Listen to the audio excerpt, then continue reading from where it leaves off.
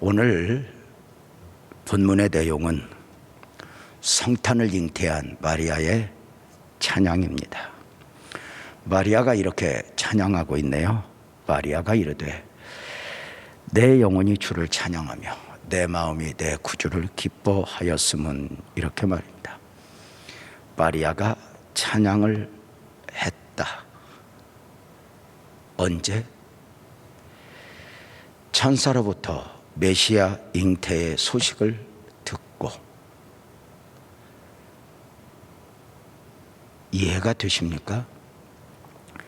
사실 마리아가 처한 상황은 믿음이 아니면, 은혜가 아니면 그렇게 기뻐 찬양할 수 있는 상황이 아니었습니다.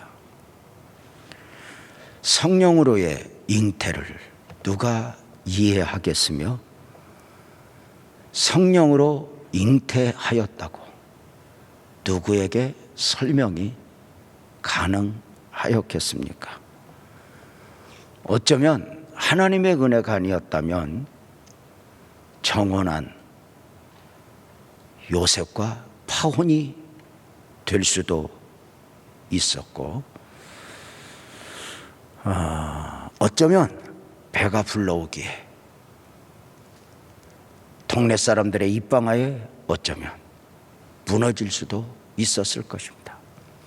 거룩한 척은 혼자 다 하다니 누가 이해가 가능했겠어요? 가족은 이해했겠을까요? 자신은 이해를 했을까요? 당시 교회는 어떻게 했을까요?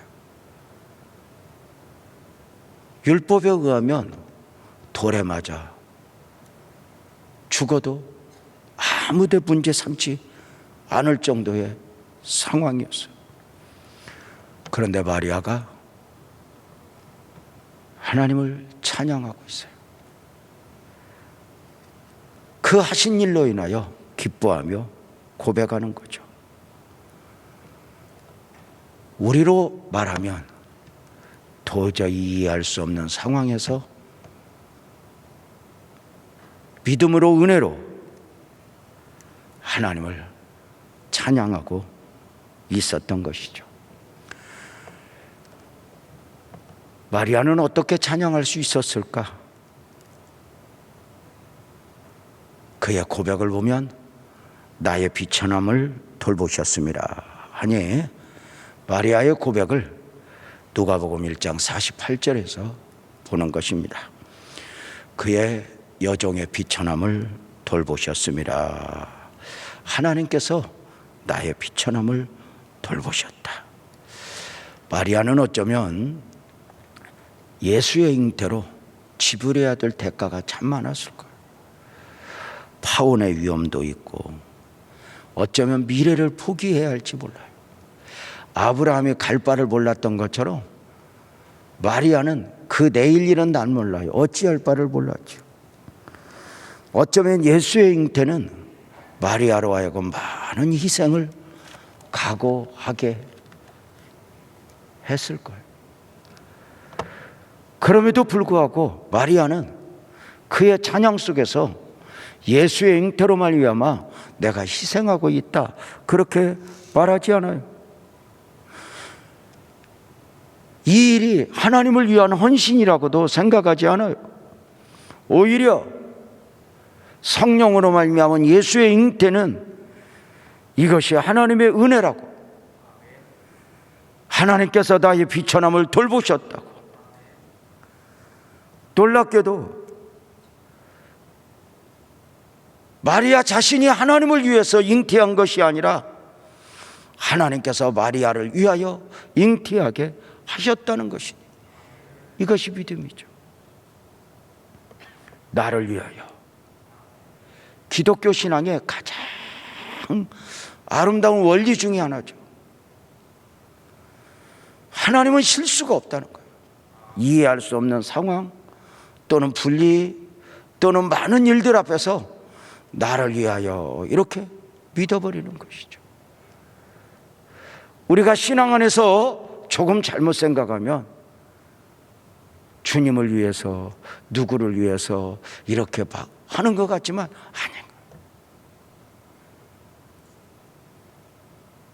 노아가 방주를 세울 때도 노아 자신을 위하여 헌금을 드리는 것도 섬기는 것도.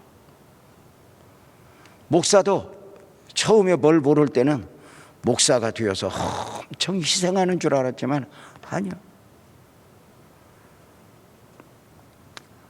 오늘 또 성탄 앞에서 아내와 함께 나누는 주 대화가 우리는 아무 할 말이 없다. 우리가 주님을 위한 것이 아니라 주님이 우리를 위하셨다. 돌이켜보면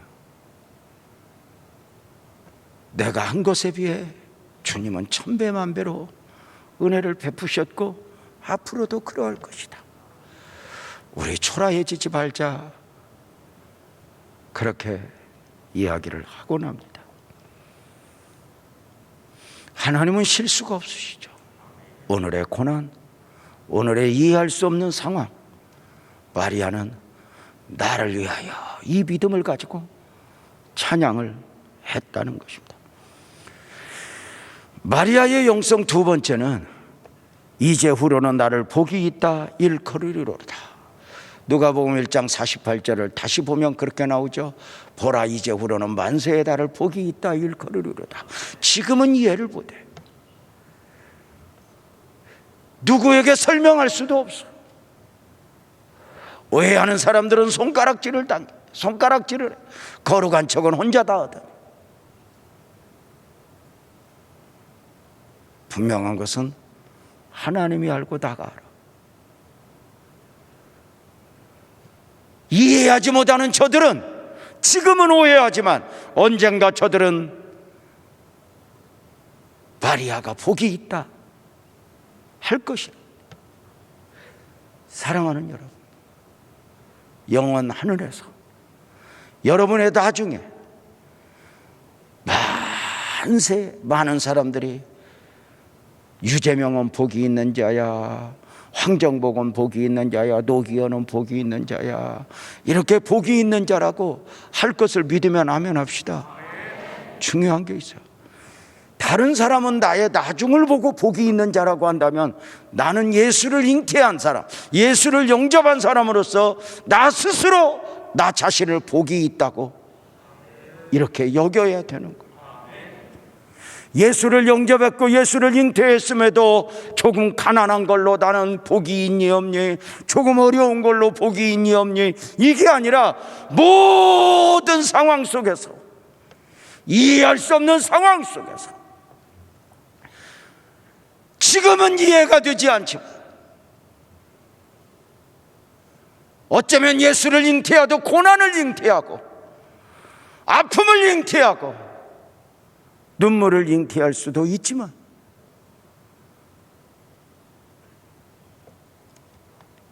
이제후로는 만세에 달할 복이 있다 할진저 이해하지 못하는 세상은 나중에 복이 있다 하지만 나는 스스로 지금도 복이 있다 믿는 것이죠. 이것이 장차의 영광을 그리며 오늘의 어려움을 이겨내는 것 아닐까?